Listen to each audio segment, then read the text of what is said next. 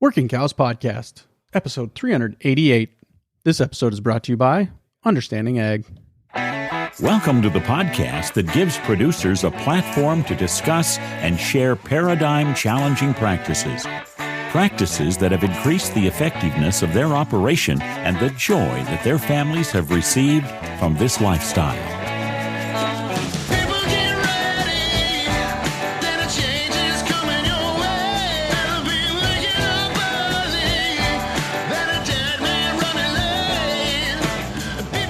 Howdy, everybody. This is Clay Connery, host of the Working Cows Podcast, recorded exclusively in the Understanding Ag studios. And this episode is brought to you by Understanding Ag. We've been fortunate to feature a number of Understanding Ag's regenerative farming and ranching experts on the podcast over the years. In that time, Understanding Ag's reputation for helping producers understand and successfully and profitably apply money-saving regenerative principles and practices has only grown. And there are two primary reasons for that. First, Understanding Ag's consultants are farmers and ranchers who've been there, done that on their own regenerative farms. And second, Understanding Ag's consultants aren't in the business to sell you costly inputs. They get no commissions and you get no pressure, just profit-building solutions for your operation. Learn more at understandingag.com and discover the hope in healthy soil. That's www.understandingag.com. Very excited to be joined once again by Gabe Brown and Luke Jones. Gabe, of course, one of the founding partners of Understanding Ag. Luke is a consultant, generous enough to make some time for us today on his way to a field to check out a field. And Understanding Ag has just crossed 36 million acres of farm and ranch land that they have consulted on.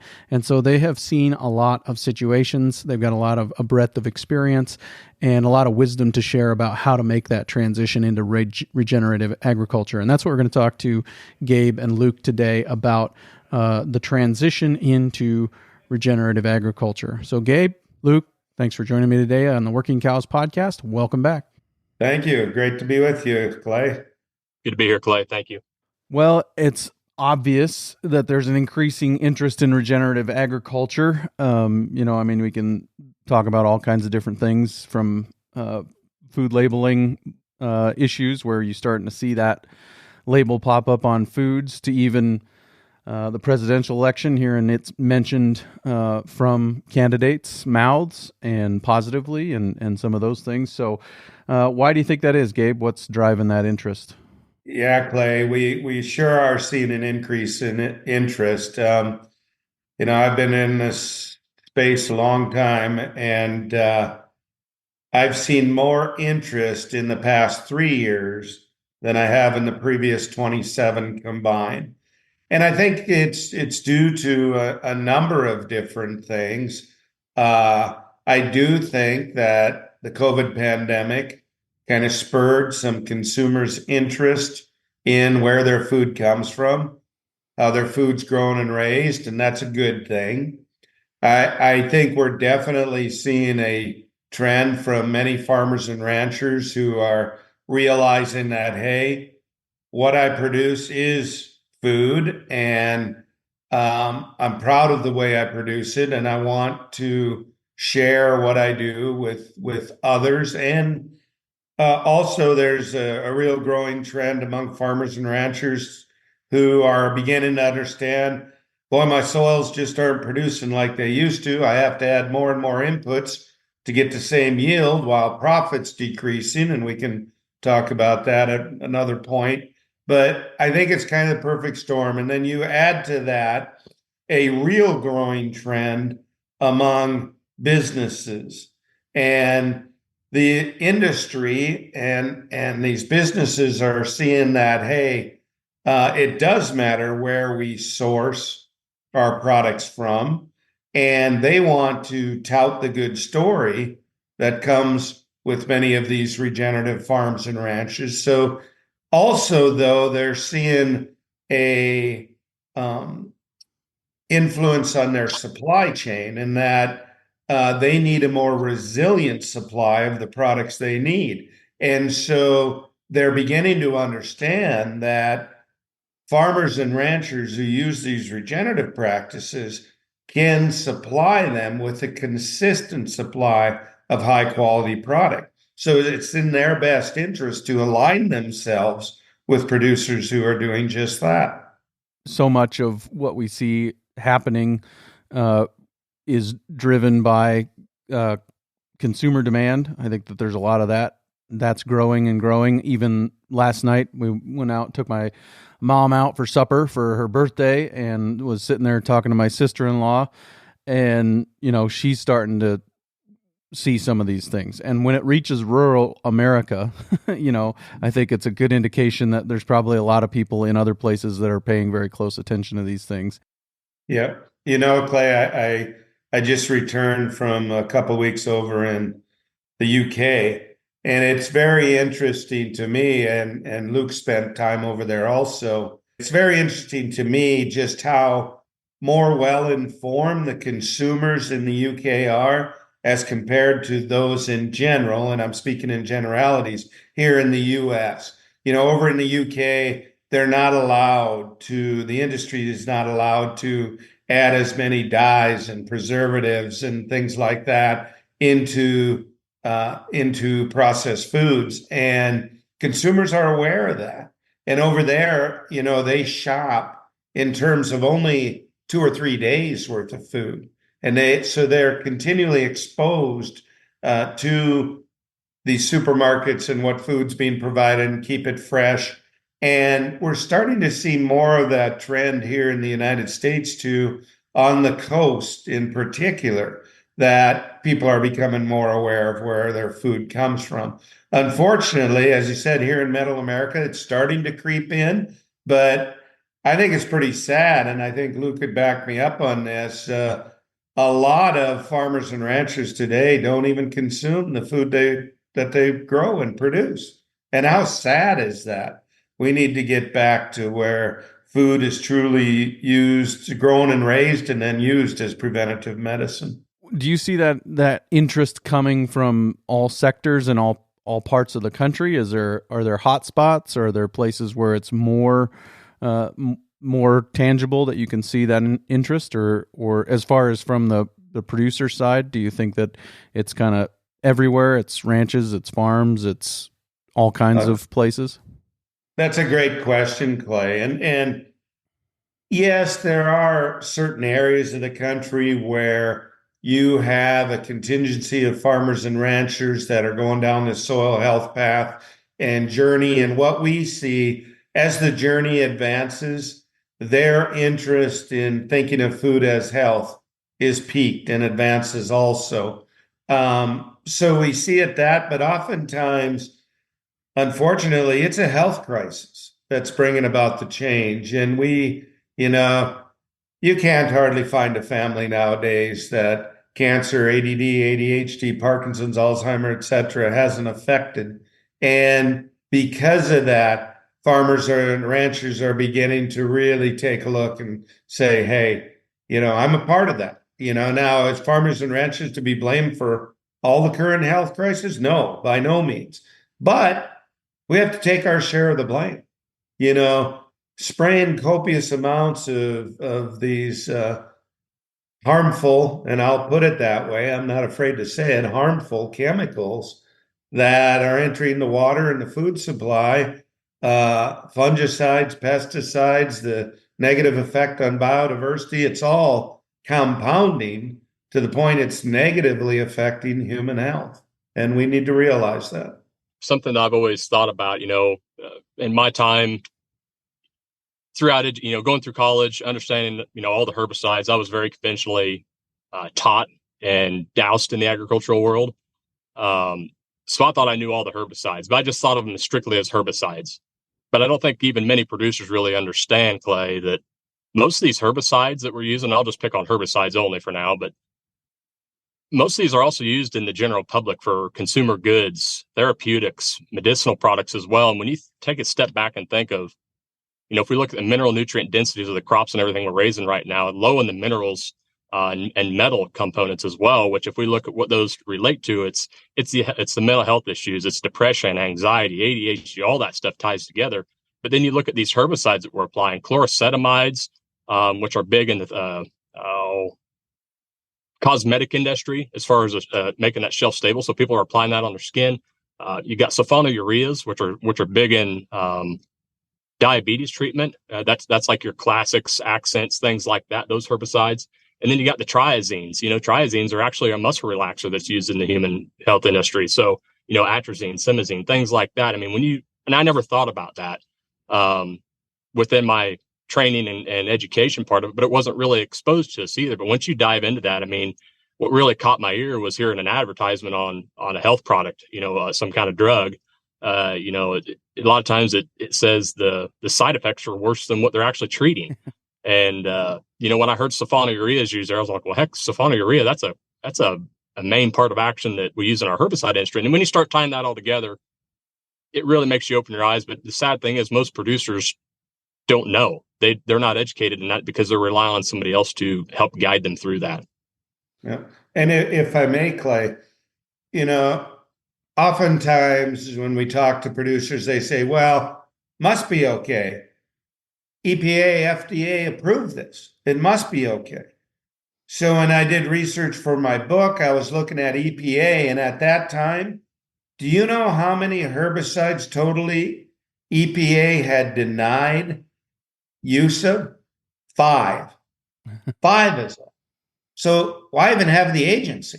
My point is the companies, EPA relies on the companies to provide the data as to harmful effects, if any. And obviously, we know how that's going to turn out. Yeah, the Rockies would win a lot more baseball games if they got to provide their own umpires. There we go. There we go. Good analogy. Luke, you are a consultant with Understanding Ag. You work with farmers and ranchers. What do you see as their driving motivation for making this transition? I think Gabe nailed it on the head. They're at a point of no return. Most people are fed up with trying what they feel is trying to do the right thing. I genuinely believe farmers and ranchers want to do the right thing, but I just don't think they really understand what that is or what that is in their own context. And, that they feel like they've been misled, misguided because they know, I'm supporting the other entities that are relying on me for their work. Buying the products, but the suppliers and manufacturers are making the money, but I'm not making money. And why is that? How is that fair? So I think a lot of producers, I say it's, their backs against the wall, and many of them, it's hard for them to see the writing when their backs against the wall. And that's where I think most people are at. They're struggling right now. They're trying to figure out where to go next. They're just caught in the rat race, the get big, get out. That whole mentality has to go. Competition is through the roof, but it's mainly that way because of the crop insurance in the row crop world. But most farmers and ranchers I think they're just stretched to the max right now. So they're looking for an alternative way. And the biggest boost that I've seen when talking with potential clients and trying to get them to work along with us and let us help them on their journey in regenerative ag is it's about building life onto your operation. And I think it's greatly underlooked, but life builds life. And I think that, in agriculture right now, I think it's ego and greed that's filled the space. And my goal and my job as a consultant with Understanding Ag is to help them understand that humility and ecology can work together with prosperity in there as well. And that's where I like to tie everything together is, enjoy what you're doing. You shouldn't be stressed to the max like that. You should be able to enjoy what you're putting out and have confidence in what you're putting out. And I think most farmers right now are on the edge of, and what am I doing? Is it proper? Is it right? I think, in the gut feeling, your gut always tells you the truth.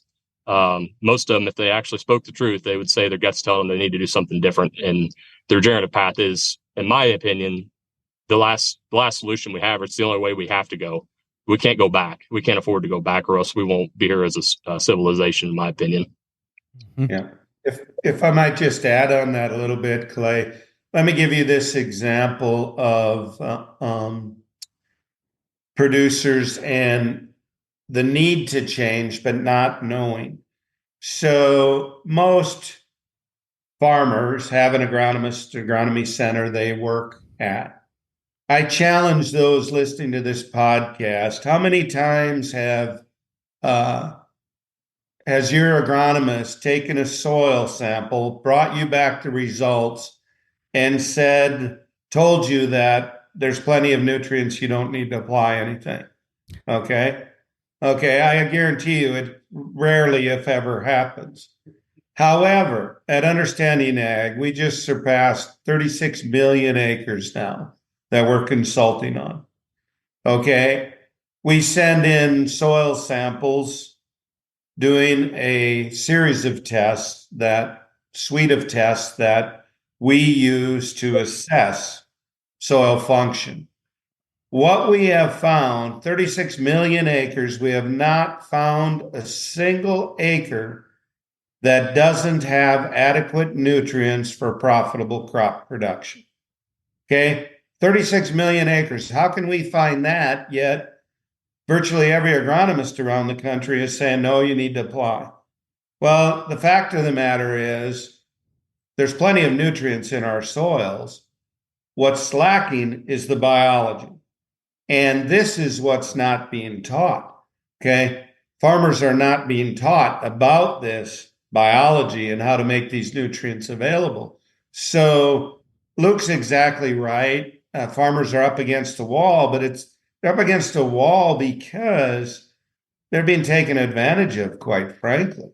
And this thinking of soil as an ecosystem is not being taught. It's not being taught in our universities. It's not being taught by extension. And quite frankly, obviously the chemical and fertilizer companies aren't going to teach farmers any differently. So this is what we need to do. It all comes back to education. It's the pill for a problem approach, in my opinion. Same with human health. Most people, they want a quick fix, or they want to think that they're being treated and not even looking at the root cause, but they want a pill for the problem and think that's going to create everything to the positive. And same with our row crop and livestock world. It's a pill for a problem approach, and it's never going to get us anywhere. The rule of compounding is very largely at play here when we continue that path. So, we have to look at it, as Gabe said, more biological. If we want to look at it as chemical, pill for problems approach, you're going to have to go, but you're never going to get anywhere or gain anything. You're going to continue down that or continue on that hamster wheel, if you will. And we have to stop looking at the soils and everything that we're working with as a three-legged stool of physical, chemical, and biological. It's primarily or majorly driven by the biological part of it, and the other two come along with the biological side. Right. Yeah. And we ran through all of those tests that you guys recommend. I believe it was on episode 283 when we talked with you and Alan Williams about you and Alan Williams about the 6, the 3, and the 4. And we talked about the tests that you guys run. And, it's all there. All those nutrients are there and available. They're just not accessible to the plant until you get those biological components, like Luke was saying. It's biological. And then the physical and the chemical come along. The actual space for the air and for the water to infiltrate comes along after you get the biology working. And so that's an important point. And I think the pill for a problem approach is the approach of basically America right now, right? That's how we approach our physical health. That's how we're approaching our soil health, right? Nobody wants to change diet and exercise. Everybody just wants, I want to take one more pill and that will fix my problem. So I think I think we have to be careful there too, Clay, because even in the regenerative space has just exploded within the last few years, as Gabe had said. I mean, industry's noticing it, consumers are noticing it. But I think what people have to understand is even in the regenerative space, there's no pill for the problem there to help you go down the regenerative path. I've come across Gabe and Dave Brent and those guys, in my early stages of going down this path. And I can never once recall them guys saying, this is the product I applied to get me there. I think we'll dive into some of those topics here later on, but they didn't look at it as a pill for a problem approach. They use the 6-3-4 essentially to get them down the regenerative path. So I think that's what's critical is you're going to hear a lot of companies preach regenerative, but if they come at you with a product, I'd say buyer beware. Yeah, for sure. Luke, you are on a lot of farms and ranches. You're kind enough to make some time for us today before you go and look at a field. What state are these farms and ranches in? What's kind of the common themes that you see there? Yeah, I want to be careful about how I say this because in the conventional and commercial ag world, every acre is treated essentially the same. It's a blanket application. So you would think that it's a blanket consensus of how things are across the acres, and that's not true. But what I'm getting at here is the general consensus across the land that we're looking at is very degraded, and we should all accept that. I mean, there's nothing that's functioning quite like it used to be able to function.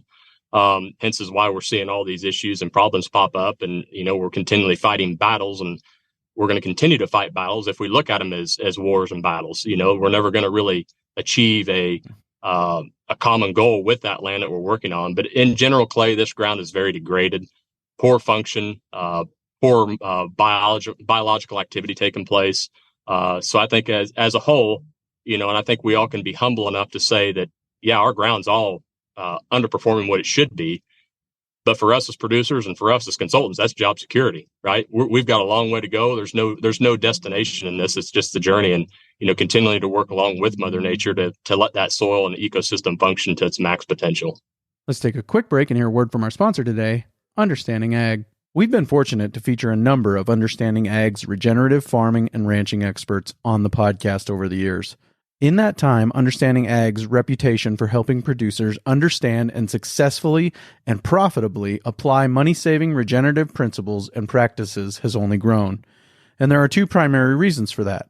First, Understanding Ag's consultants are farmers and ranchers who've been there, done that on their own regenerative farms.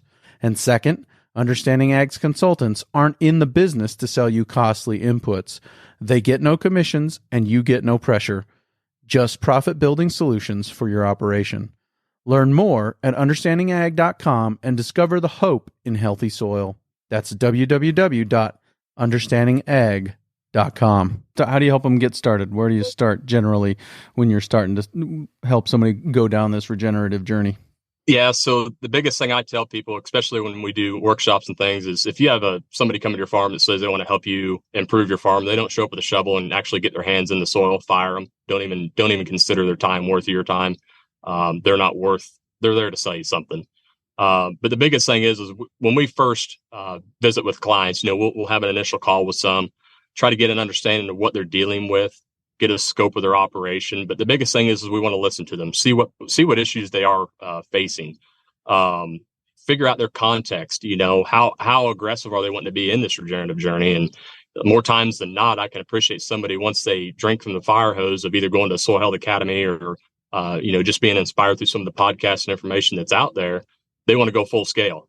And it's not recommended for me. I mean, more times than not, even on multiple 1,000-acre operations, I'm saying start small, start on one field, and fully implement the 6-3-4. I think you have to understand that you have to be intentional and really implement these practices to really see the full benefit. I've told Gabe before, I said, guys want to pick and choose which ones they implement. They might pick 2 or 3, but you can't do half of the principles and expect half the results. It's not even close to that. You have to be all in on those acres to really buy in and understand what's really happening and what's going on there. Then we try to figure out, what is, after their context, what's their low hanging fruit? What do they have the advantage of? And maybe there's a labor advantage. Maybe there's a market advantage that they have that they're maybe just overlooking because they're so consumed with their simplistic management, if you will, of single species or lack of diversity on the operation. That I don't know how many folks I've talked to that, the 80s or, the most recent thing that I can think of that people were really struggling to get through.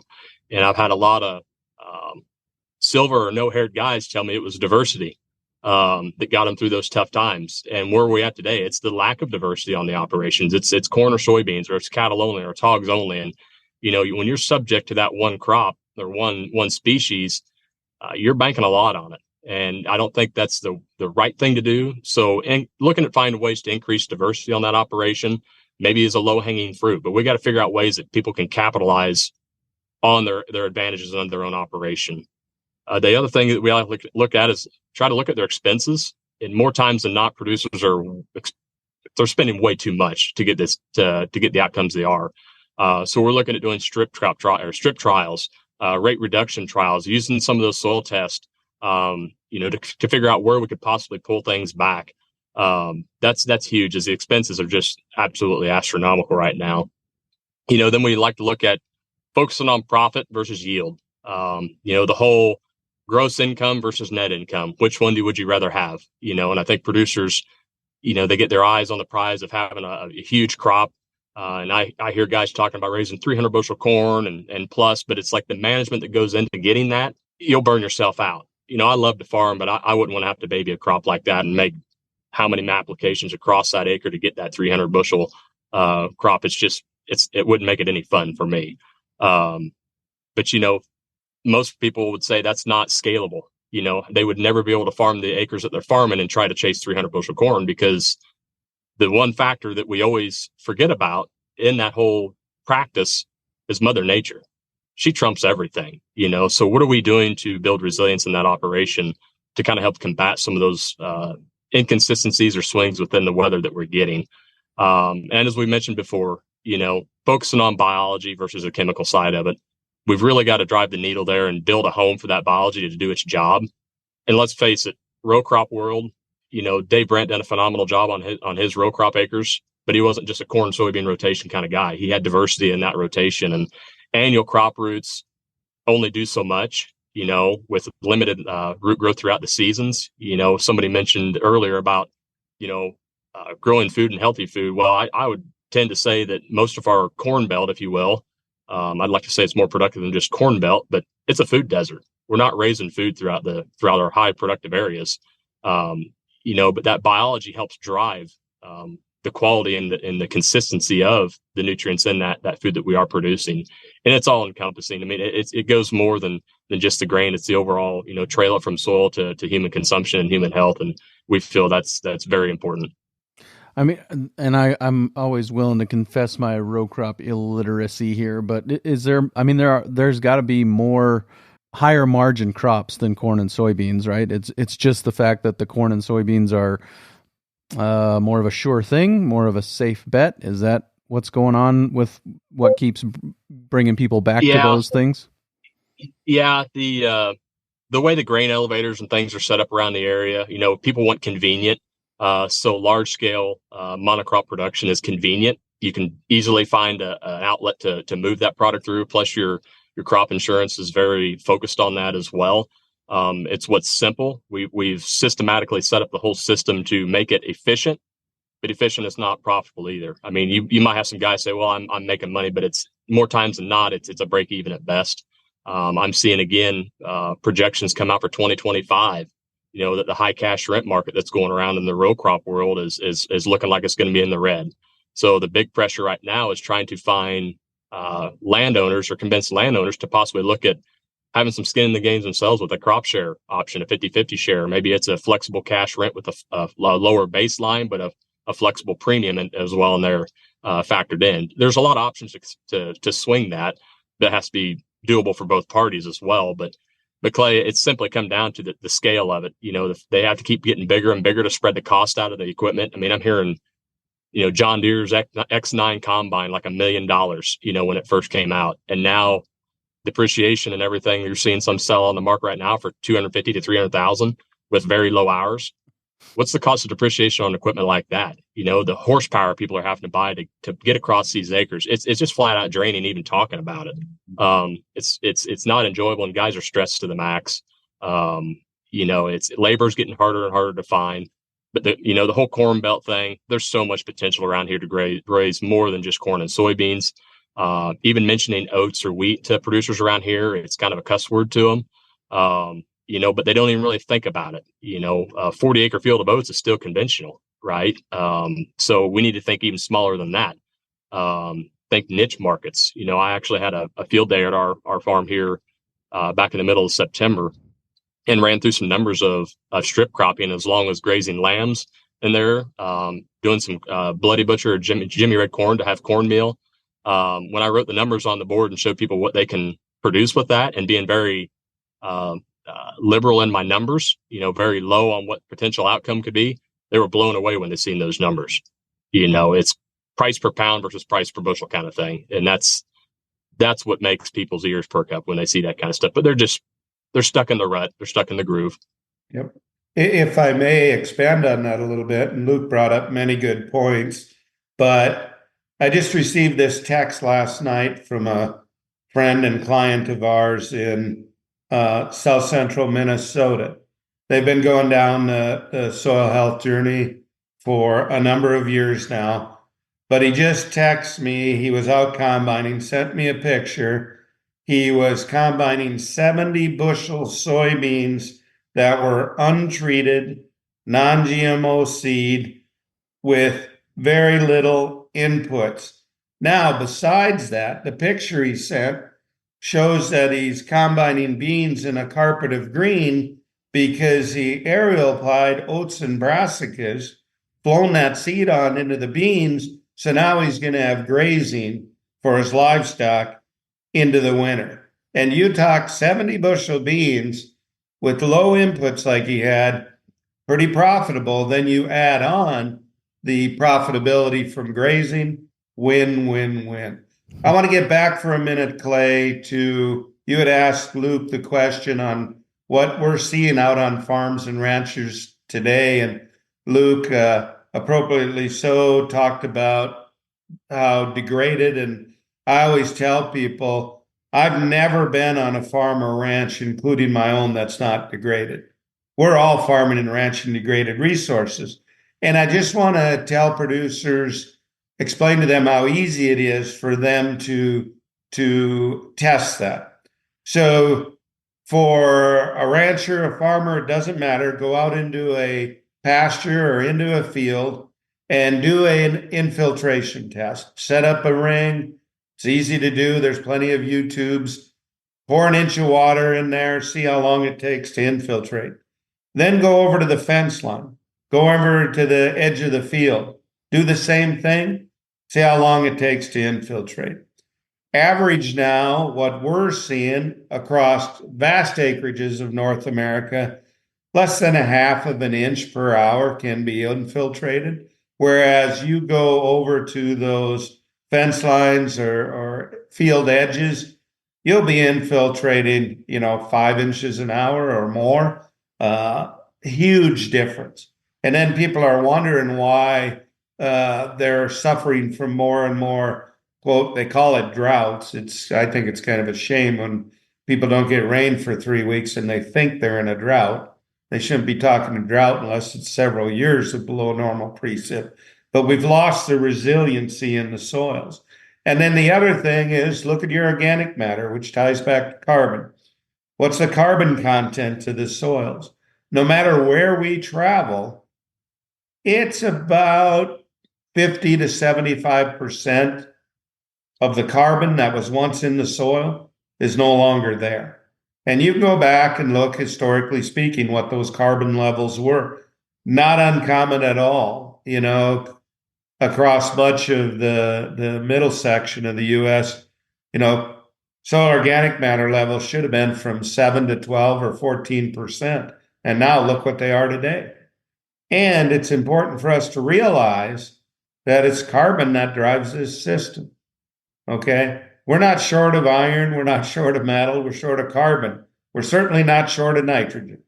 Okay? It's carbon. And we've got to get back to thinking about that. And that carbon, I think sometimes it's easy for us to become a victim of just the media. That carbon essentially is just decaying plant matter, right? I mean, that's basically what it is. You're exactly right. Simplistic terms, it's just dying, decaying plant material and the biology. We as humans we're comprised of carbon. Every living thing is carbon. Okay, our soils are approximately 11 parts carbon to 1 part nitrogen. There's approximately 32,000 tons of atmospheric nitrogen above every surface acre of Earth. Why any farmer needs to go write a check for nitrogen is beyond me. We just have to be intelligent enough to plant the right crop species and then proliferate the biology such as azotobacter that can cycle that atmospheric nitrogen. What we're really lacking, though, is carbon in our systems. We've drained this carbon, whether it be from overgrazing, from haying, from the removal of large amounts of biomass.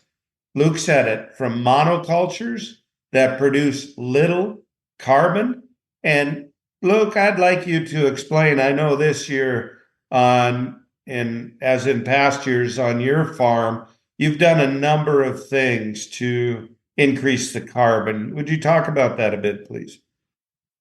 Yeah. So, I mean, the biggest thing that I've noticed is, you nailed it, is watching the removal of the carbon. But, in pastures and row crops, it's the amount of living roots that we can get, and letting that biomass produce and do its job without, knocking it completely out of the system. In our row crop world, it's about getting living roots, pumping that carbon into there.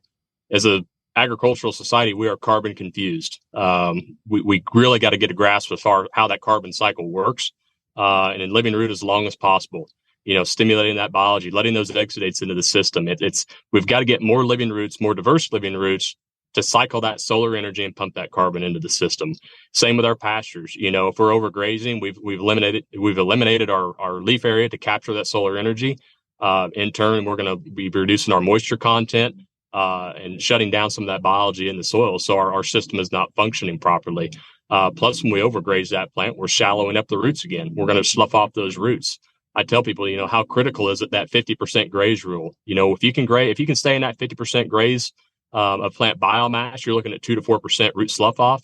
But once you go up to 60%, you're looking at about 50% of root die off. So how are we going to pump and cycle carbon and build it deeper, build those aggregates deeper in our soil if we're sloughing off our roots? As I said earlier, our annual crops are pitiful on root structure compared to perennial architects of their root architecture. So, am I saying everything needs to be converted to pasture? No, I'm not. I'm not going to be that guy. But we have to understand our plateau is limited with annual cropping system. I know Gabe would. I know where he's at. But Gabe, I got to look after my fellow guys here in the Midwest, right? Okay. but we have to understand that if that's our context, our ceiling is lower than that of something with a perennial root system that can cycle and pump carbon much more efficiently and deeper into the soil profile. Mm-hmm. And there's nothing saying that some of those acres in the Midwest couldn't be more often perennial than they are. I mean, you could, and I know this is probably heretical, but you can do multiple years of a perennial grazable crop and then go back into, some kind of a row crop, have a longer rotation, where you actually have some of those perennials out there on those acres for back-to-back years and then back into the row crop. I know it happens in other places in the world, and I think it could be done here. I'm not saying it's the best thing, but I know it could be done. I think it's a necessity, Clay. I think our CRP program is far too long. I'd like to see a 3 to 5 year CRP program. So if there's anybody in the NRCS or government agency that's wanting to challenge me on that or ask me, I beg you to make it a 3 to 5 year program. In the UK, they have what's called herbal lays, which is the same theory. They call it a fertility building year. But if you can couple that with some livestock integration, what a win-win-win situation, and to that. So we've got a client up in northwestern Illinois that we visited back in August, and a lot of irrigation done, and it's river bottom ground. You can hit water 2 feet down. He had some CRP ground that he was interested in getting some cattle back to the operation when that CRP was coming out. I had him do a biomass test on that CRP on his corners and just stuff that didn't have any water over the top of it other than just natural rainfall. Almost 9 tons of biomass and diverse biomass. I said, man, this is a home run for you. This is your low hanging fruit. Think of the amount of livestock you could be running here. You've got diversity. He did a good job managing it. And I asked him, I said, how many inches of rainfall did you have to apply on this with your center pivot?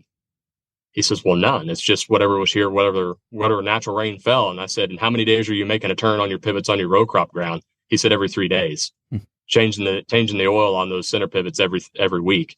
He was just running and gunning, burning himself out, essentially. Not only was he burning his carbon out, he was burning his own energy reserves out, trying to make that crop thrive and grow. And if he didn't reach an X amount of bushels, which is a very high amount of bushels, I'm not going to say it, it was a break even at best kind of year. So I look at it as looking in the context of the ground you're working with. It's right in front of you, but it just took somebody to expose that to him and have him look at it a different way, open his mind up on what the potential is and what it can be done.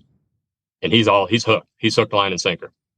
let's talk strategies. Let's talk some of the actual things that you see working to help increase carbon. We've talked about a few of them, but what are some of the other things that you see working to help people increase that carbon level? Yeah. Luke talked, let's talk from a grazing standpoint first. Luke mentioned about more photosynthesis, leaving not grazing more than 50% of the ground biomass. The other thing we really try and strive to get our clients to understand is the importance of recovery and then rest. And this is sorely lacking over the vast majority of grazing systems throughout the world, really. And if you're going to build that soil aggregation deeper into the soil profile, and it's that aggregation then that allows water infiltration, allows for root biomass, allows for new seedlings to germinate, stimulating that latent seed bank, you really, really need to give adequate recovery and rest time. Now, that's going to vary depending on where you're at, depending on moisture conditions, etc. But what we're seeing here, Clay, when you get up into your and my environment up here in the Northern Plains, I really believe we need to 12 to 15 months recovery and rest time, because some of the too many producers, they think that they can take into account the late fall, winter time period as rest and recovery. Now, when I'm talking 12 to 15 months, I am adding that in. But my point is the vast majority needs to be during the growing season, because yes, plants will still photosynthesize a bit, even in our environment, November, December, there's not much snow, but it's not really putting on, pumping through photosynthesis that massive amount of carbon down into the soil profile. And it's that carbon that drives the system. So we got to lengthen recovery and rest times. This often is difficult for producers to comprehend, but that's where we get into education. And with our clients, we get into appropriate stocking rates. And the vast majority, I mean, literally 90+% of ranchers are overstocked. They're running too many cows. And that puts them in a situation where they're constantly extracting more carbon than they're putting in. And that only has compound negative effects over and over again. They're purchasing more forage, having to put up more hay. They're having to rent more acres for their animals. Costs continue to go up. It's just a bad situation to be in. So from a grazing standpoint, we need to do that. Another thing, when we're talking livestock operations, is the amount of hay that they're putting up. It absolutely amazes me. We have clients in Texas that are literally feeding hay 5 times more than I'm feeding here in North Dakota. That absolutely makes no sense.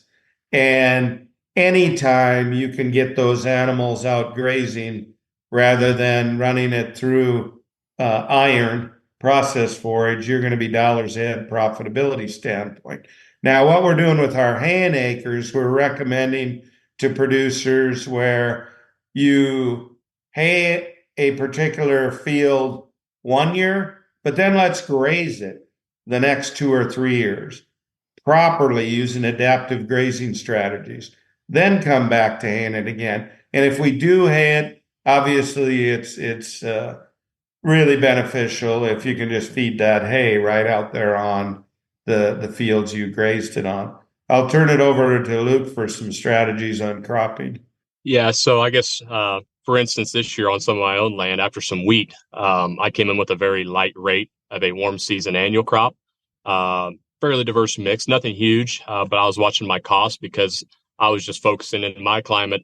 I like to maximize my warm season growth with warm season species, and then I follow that up with cool season species. So following wheat, instead of going double crop soybeans, I made the call to go prime that soil with the annual cover crops. And that's my context, but I feel that the ground that I'm working with is carbon deficient.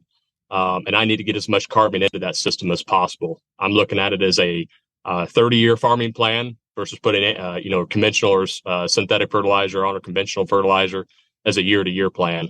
So I'm looking at it for the long haul. So as I said, I put in a warm season mix, and just here this past week, I sent Gabe and another one of our consultants, Kent Donica, a video and picture of what I was doing. And I was drilling in my cool season mix, which I'm not going to go through and name all the species. There's only so many cover crops anyway, right? So drilling in that cool season mix into that 9-10 foot tall growth that I had there of biomass.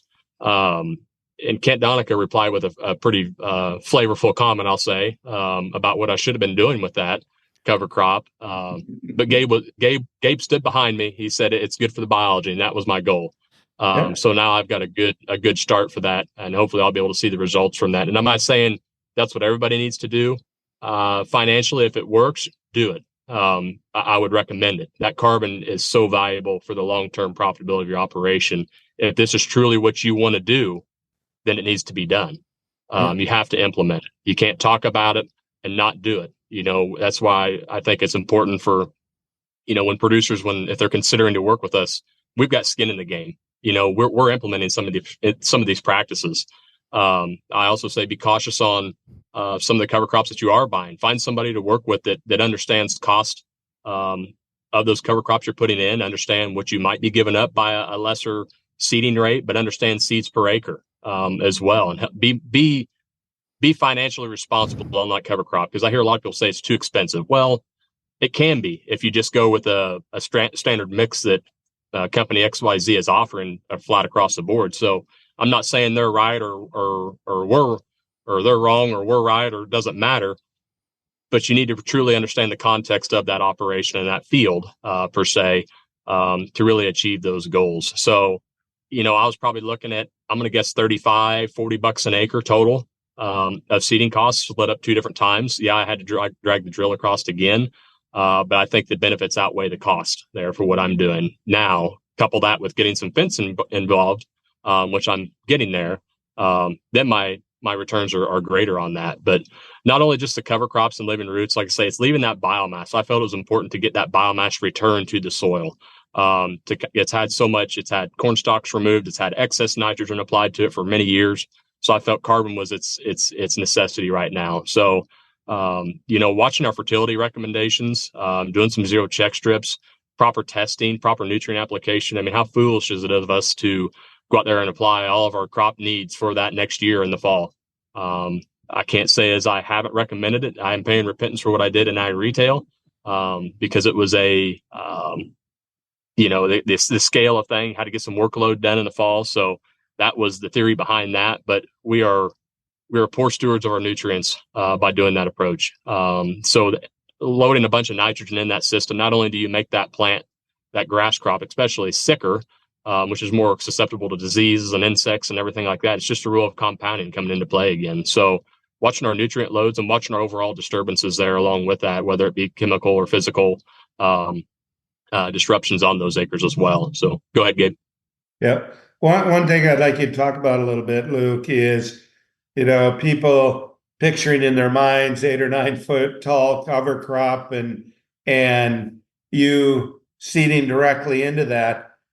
What I want, and people saying, oh, you can't afford to do that, can't afford the seed, etc.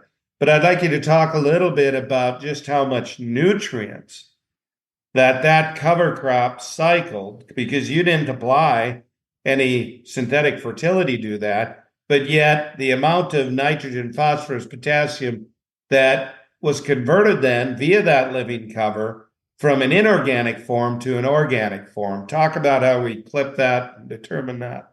Yeah, so I'm always sending off cover crop biomass samples to get an idea of what nutrients are in there. And I actually had a pretty interesting study this year. Had a hog confinement nearby, and I had a mixture of home-raised rye, triticale, vetch, and Balanza clover. And I allowed them to do an application on our field because I knew nitrogen. I didn't want to apply nitrogen. So I was kind of thinking if I could get that on a green growing plant, that would be better yet. So in that one case, I was able to do that, and I've got the numbers down, and I'd like to do a webinar on that myself sometime to track that, about the power of being patient with that cover crop and what it can cycle and grab versus applying it to bare ground. Went from about 100 pounds of nitrogen in that cover crop to 260 or 270 pounds of nitrogen that's now releasing throughout that growing season for that next crop. So managing those seed end ratios of those cover crops, use it as a tool, as a nutrient application strategy. That timed release, that's going to break down as we get rains. It still takes rain to make things work, but it's incredible that, even if you didn't apply a nutrient or anything like that, the way those diverse root systems and those exudates stimulate and signal different biology for nutrient releasing is incredible. So I've got spots where, there wasn't anything applied, and it's incredible to watch that plant grow just through that plant signaling. And I'm not scientific enough to explain it all, but I know it happens, right? There's some things that I don't care what a test shows me. What's there is good, and it's going to be benefiting me down the road. So using those cover crop nutrient analysis, watching your seed end ratios of those cover crop blends as you terminate them, depends on how you terminate them as well and what stage you terminate them in, can help you way better in that nutrient management system that following year. So, Luke, are you saying that Kent Donica was gently offering to send you some stalkers for that cover crop you were seeding into? You help me get some fence built, and we'll lose some cattle and some cover crop here. Because I can tell you one thing: here in Central Illinois, West Central Illinois, we can grow some good cover crop, and it's been fun. And I can't wait till I get my fence built. But Gabe keeps me too busy on the road. He's got me up here near Chicago right now, so I can't see any fence building up here. One more thing, Gabe. I think that one of what Luke is talking about here, though, goes to what I've heard Burke Teichert always quoted as saying, "Never be afraid to waste grass."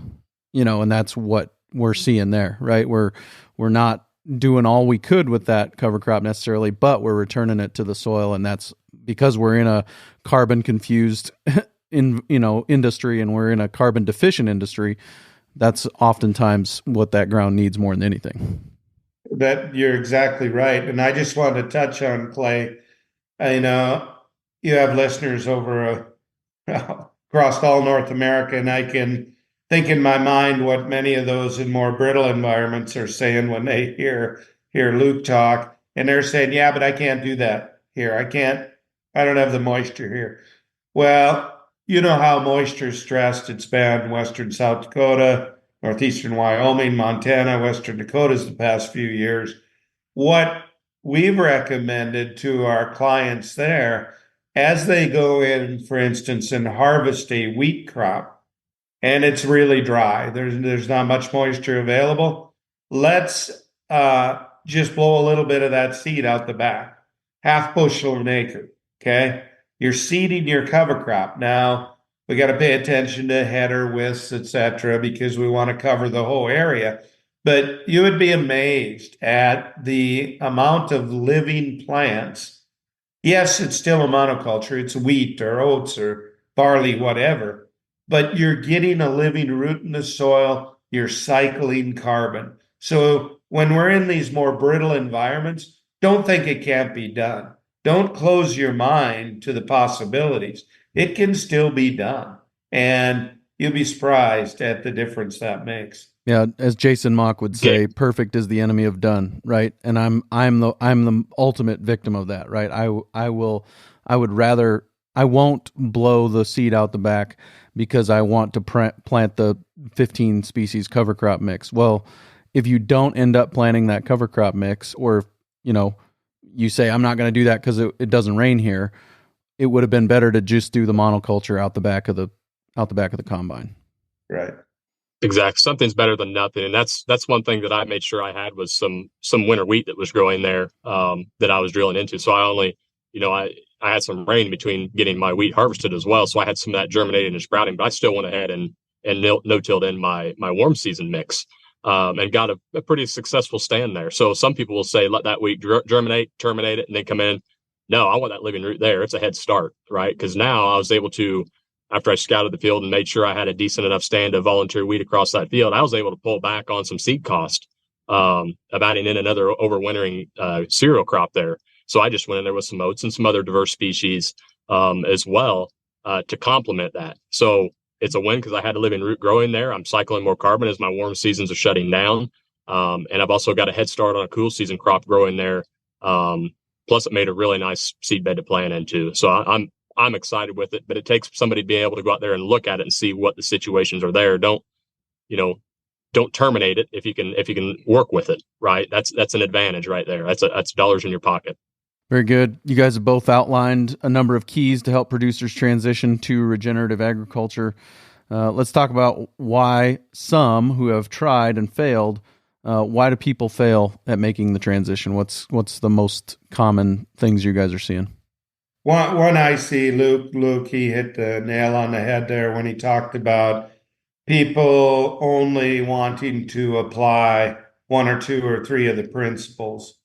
And you need to first educate yourself, understand the 4 ecosystem processes and what they are, how they work, and then educate yourself how do the principles and rules drive those 4 processes.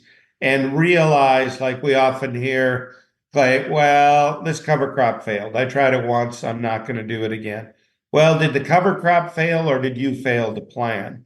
Oftentimes we see people planting the wrong cover crop for their specific resource concern, or they're just going to a seed supplier and whatever they're selling them, that's what they're planting. They are also not willing to look at the big picture. And for instance, their cows or their pets, and they're not willing to cut numbers, not willing to stock appropriately. Oh no, I need to hay this field every single year. Well, that's fine. You're just degrading the field, and you're not going to be able to advance soil health on that particular field if you do that. So really, why most people fail, they need to walk in the bathroom, look at the mirror. That's why they failed.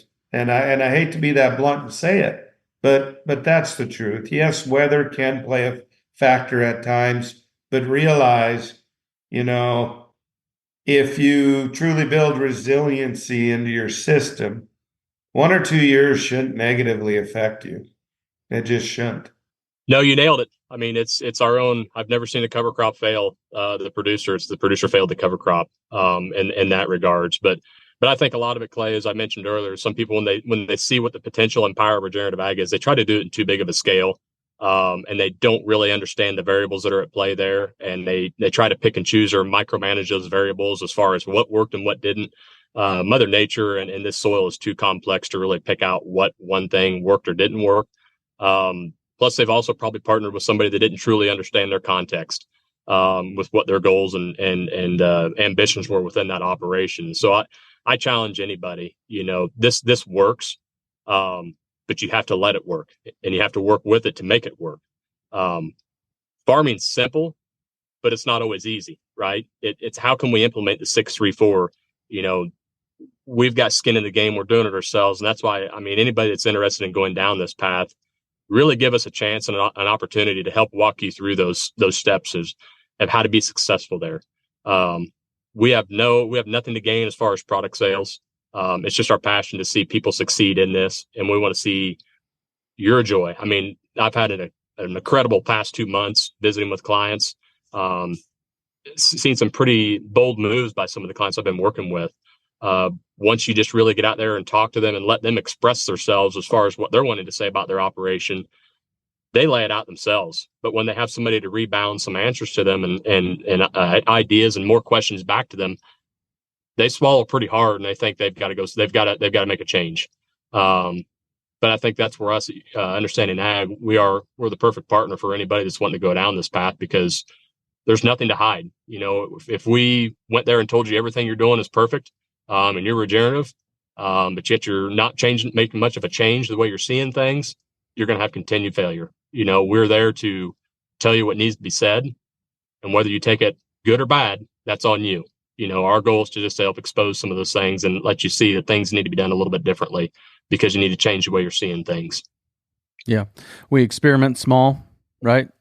Try something in a small spot and see how it goes, and then don't look at it as a failure when it doesn't go the way you wanted it to, right? Look at that as a learning opportunity. What did we learn here? Let's do something different over here, right? I mean, that's kind of really, really helps change the way that we look at this. Oh, that didn't work. Well, let's see what we can learn from it so we can try again somewhere else and see if it'll work there. That's exactly right, Clay. It wasn't until about a couple of years ago that I finally accepted that, and that's a perfect way to say it. It's learning opportunities, never failures. But you just don't want those to be too big, and you want them to fit within your financial context and how you can work with those. But the beautiful thing about regenerative is we've got avenues or plans X through Z or A through Z, 1, 2, 3, ways to salvage what could be a potential, failure as a way to sacrifice or salvage any value from that. So yeah, that's a perfect way to say it. It's a learning opportunity, never failure. And if there is something that doesn't work because of a moisture issue, there's probably a row crop farmer nearby who also has a failed crop that you can turn some cows out on or something. There's always another way to look at it too and say, oh, well, we could probably pivot to this. So yeah, very good. Well, guys, I really appreciate your time today. Anything else that needs to be included here as we point towards wrapping up? No, if anyone would like more information, just go to understandingag.com or soilhealthacademy.org. Very good. Thank you guys for your time today. Thank you, Clay. Thank you, Clay. Very good stuff there. As always, a lot of practical wisdom and insights about just what it is that's hanging people up in some cases and how to overcome those challenges from Gabe and Luke. Very much looking forward to next week on the Working Cows podcast. We'll be talking to Dr. Tom Roscoes, and we're going to talk to him about the role that sea salt plays in animal health and how why it is such a valuable nutrient-dense resource for our herd. So looking forward to that coming your way real soon on another episode of the Working Cows podcast. We'll see you then. We invite you to visit workingcows.net to subscribe to the show via iTunes or Stitcher. You'll also find detailed show notes pages, resources from our guests, and the industry leaders who have influenced them. For more ideas on putting your cows to work for you in a more profitable way, tune in next week.